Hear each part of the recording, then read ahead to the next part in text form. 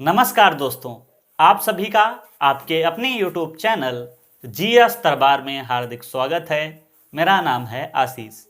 दोस्तों, आज हम लोग इस वीडियो के माध्यम से द्वैध शासन के बारे में चर्चा करेंगे, जो कहीं ना कहीं पेपर में जरूर आता है। अगर आप कह सकते हो मेंस की तैयारी कर रहे हैं तब तो बहुत ही जरूरी हो जाता है द्वैध शासन। तो आइए शुरू करते हैं द्वैध शासन। द्वैध शासन क्या है? द्वैध शासन तो हम बताएंगे, एक ही स्थान पर जब दो शक्तियों के द्वारा शासन किया जाता है तो उसे बोलते हैं द्वैध शासन। तो कहां द्वैध शासन लगा? तो बंगाल वाले क्षेत्र में द्वैध शासन लगा था। तो जानते हैं। तो देखिए, मुख्य गद्दी पर कौन बैठा था? मुगल शासक थे। मुगल साम्राज्य जो है दिल्ली की गद्दी पर बैठा था, और मुगल साम्राज्य में उसने प्रांतों में बांट रखा था पूरे क्षेत्र को। और प्रांत में दो जो है मुख्य अधिकारी हुआ करते थे, ये तो आप सभी को पता ही है। एक कौन हुआ करता था? सूबेदार, और दूसरा जो है दीवान। सूबेदार का मुख्य कार्य क्या था? प्रशासनिक व्यवस्था को देखना। और इधर अगर हम दीवान की बात करेंगे तो दीवान क्या देखता था? भू राजस्व देखता था। भू राजस्व देखता था। इस तरीके से पूरा इनका बागडोर चल रहा था, पूरा साम्राज्य चल रहा था। परंतु कह सकते हो, जब मोहम्मद शाह रंगीला जो है गद्दी पर बैठता है 1719 में, तो वह एक अयोग्य शासक था और रंगीले मिजाज का था। तो यहाँ पे जितने भी प्रांत के लोग थे, या जो मुख्य मुख्य शक्तिशाली लोग थे, उन्होंने जो है स्वयं को स्वतंत्र घोषित करना शुरू कर दिया। और इसी में नाम एक जुड़ता है मुर्शीद कुली खां का। मुर्शीद कुली खां ने जो है स्वयं को स्वतंत्र घोषित कर दिया। किस क्षेत्र में? तुम कहेंगे बंगाल वाले क्षेत्र में। तो अब जो है, जो दीवान था और नवाब था, वो कौन बन गया? दीवान और सूबेदार कौन बन गया? नवाब बन गया है। अब कहने का तात्पर्य यह है कि दीवानी भी नवाब संभालेगा और सूबेदारी वाला जो प्रशासनिक व्यवस्था थी वो भी नवाब संभालेगा। अब इस तरीके से लगातार नवाब जो है संभाल रहा था, मुर्शीद कुली खां से लेकर कह सकते हो सिराजुद्दौला के बाद में मीर जाफर, मीर कासिम, यहां तक जो है पूरा जो है इस नवाब पूरा व्यवस्था देख रहा था। लेकिन 1764 में एक युद्ध होता है, बक्सर का युद्ध, जिसको मैंने बहुत ही अच्छे तरीके से पढ़ाया है। आप प्लेलिस्ट में जाकर वहां से पढ़ सकते हैं। तो जो ये 1764 में बक्सर का युद्ध हुआ है, उसमें कह सकते हो नवाब उस समय गद्दी पर बैठा था मीर जाफर, और उधर गद्दी पर कह सकते हो, उधर जो दिल्ली की शासन गद्दी पर है वहां पे शाह आलम द्वितीय गद्दी पर बैठा है। तो अंग्रेजों और शाह आलम द्वितीय के बीच में इलाहाबाद की प्रथम संधि होती है, जिसमें अंग्रेज लोग मोहर लगवाते हैं कि अब जो है, जो दीवानी वाला कार्य है वो अंग्रेज देखेंगे बंगाल वाले क्षेत्र में। तो आप कह सकते हो भू राजस्व वाला जितना भी कर आएगा वो कौन वसूल करेगा? अंग्रेज। तो इस तरीके से हम कह सकते हैं 1765 का समय है जब इलाहाबाद की संधि हुई थी। तो इधर जो है दीवानी और इधर नवाब। नवाब या कह सकते हो निजामत। निजामत का कार्य कौन देखेगा? नवाब। और दीवानी का कार्य कौन देखेगा? तो अंग्रेज। फिर एक आपके दिमाग में एक प्रश्न उमड़ रहा होगा कि जैसे पहले व्यवस्था थी वही तो हो गई। वो बात तो आपकी सही है कि वही हो गई, लेकिन यहाँ पे दोनों अधिकारी जो होते थे वो किसके अंडर में काम करते थे? मुगल अधिकारी। और यहाँ पे जो नवाब है, नवाब किसी के अंडर में काम थोड़ी करता था, वो तो स्वयं अपने अंडर में काम करता था। तो इसके चलते अब नवाब जो है एक तरफ रह गया और एक तरफ दीवानी अंग्रेजों के पास हो गई। तो शक्तियों का फिर क्या हो गया? विभाजन हो गया है। अब एक तरफ जो है शासन व्यवस्था कौन संभालेगा? प्रशासन। तो यहां पे लिखे देते हैं, ये क्या व्यवस्था देखेगा? प्रशासन की देखी, प्रशासन। और ये काहे देखेगा? भू राजस्व देखेगा। तो देखिए, अब इधर नवाब भी शासन कर रहा है, इधर अंग्रेज जो भी अपनी दीवानी ले रहे हैं। तो इस तरीके से शक्तियां कितनी हो गई? दो हो गई। तो इसी को बोला जाएगा द्वैध शासन। तो क्या है बंगाल का द्वैध शासन? आइए समझते हैं।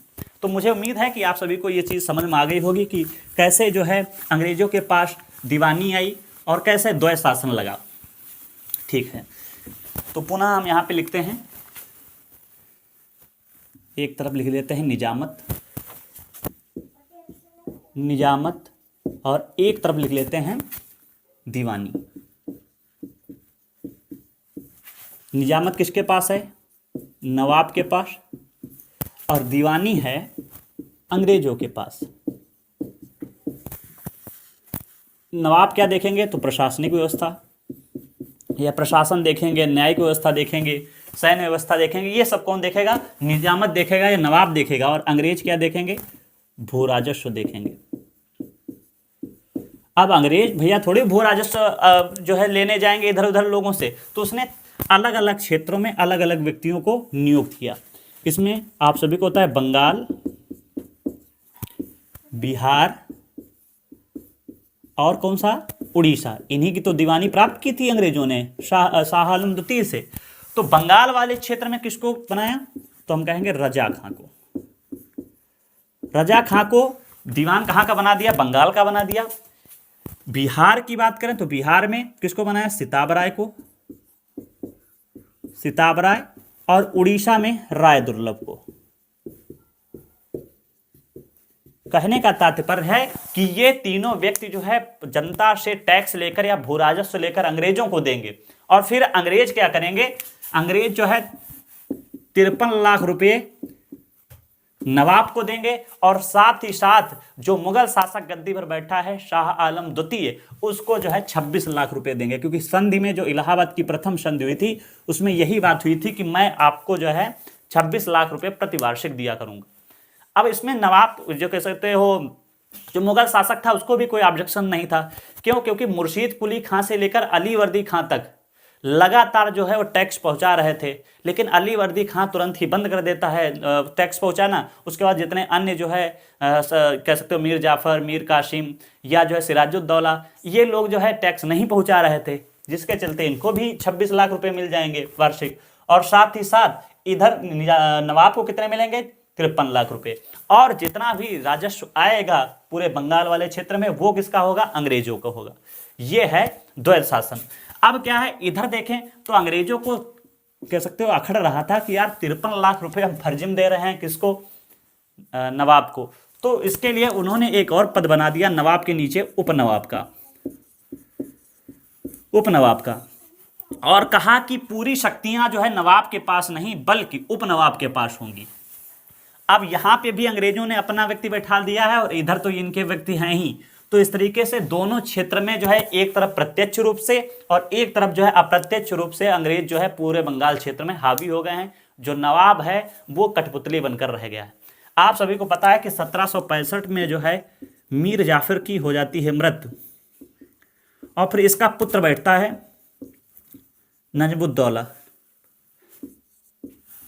नजमुद्दौला।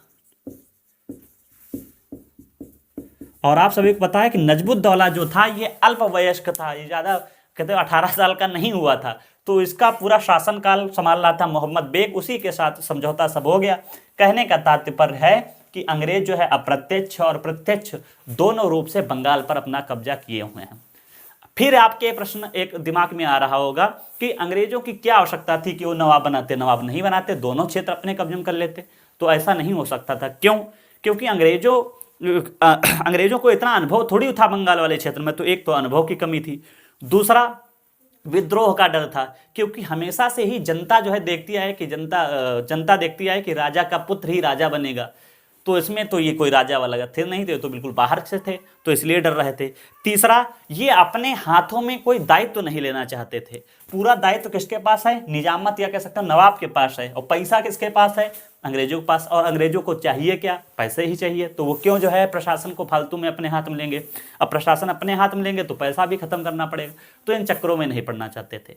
और चौथा पॉइंट हम ये कह सकते हैं कि कोर्ट ऑफ डायरेक्टर कहाँ बैठे हैं? लंदन में। तो उनको भी समझना है कि आप तो भैया गए थे वहाँ पे व्यापार करने और आप वहाँ तो शासन करने लगे हैं। तो इसके चलते अंग्रेज ज़्यादा जो है अपने हाथ में प्रशासन व्यवस्था नहीं लेना चाहते थे। ठीक है, लगातार अब पूरा क्षेत्र या कह सकते हो पूरे क्षेत्र का जो रेवेन्यू आएगा, राजस्व आएगा, वो रहेगा अंग्रेजों के पास। तो अंग्रेजों को 26 लाख रुपये किसको देना है? शाह आलम को देना है, 53 लाख इनको। तो इसको निकाल के भी तो इनको पैसा बचाना है। तो इसलिए मनमाने तरीके से पूरे बंगाल क्षेत्र में अपना टैक्स वसूल कर रहे थे। तो इसके दुष्परिणाम क्या होंगे? दुष्परिणाम समझ लेते हैं। तो दुष्परिणाम क्या होंगे? दुष्परिणाम ये होंगे कि भैया वहां पे मनमाने तरीके से जब लेंगे, पता चला आपकी फसल हुई है, आप बंगाल में रहते हैं, 100 रुपये आपकी फसल में पूरा है, उसमें से 80 रुपये आपसे ले लिए जाए टैक्स के रूप में, तो फिर आपको बचा क्या? क्यों? क्योंकि आपने उसमें फसल में पैसे अपने पास से लगाए थे। तो आप एक दिन क्या हो जाएंगे? और गरीब हो जाएंगे। तो कहने का तात्पर्य है कि बंगाल की जनता क्या हो गई? बंगाल की जनता गरीब हो गई, ऋणी हो गई, ऋण तले दब गई। इसके अलावा अब यहाँ पे अंग्रेजों ने जो है, जो भारतीय जो व्यापारी थे या बाहर के व्यापारी थे, उन पे इतना ज़्यादा टैक्स लगा दिया कि भैया वो व्यापार ही यहाँ नहीं कर पाएंगे। तो कह सकते हैं उद्योग धंधों में गिरावट। इस तरीके से अन्य और कारण भी रहे हैं। और धीरे धीरे क्या होता है, बंगाल पूरा जो है एक दिन बिल्कुल कंगाल हो जाता है, अंग्रेज सब यहाँ से लूट ले जाते हैं। अब क्या है, एक इतिहासकार ने कहा है कि बंगाल में इतने जो है स्वेच्छाचारी नवाब रहे हैं, तब भी जो है बंगाल इतना हरा भरा रहता था, परंतु अंग्रेज लोग वहां पे जाकर बिल्कुल बंगाल को उजाड़ दिया। इस तरीके से एक कथन है। तो ये सब दुष्परिणाम रहे। अब आपको पता है 1772 में अमेरिका की क्रांति होती है और अंग्रेज लोग कहाँ थे, तो अंग्रेज लोग जो है अमेरिका वाले क्षेत्र में भी कब्जा किए थे, वहां से इनके पास से गद्दी चली गई थी। तो इनका एक ही उपनिवेश रह गया था, भारत। तो ये सोच रहे थे कि भारत से हमारी गद्दी ना चली जाए।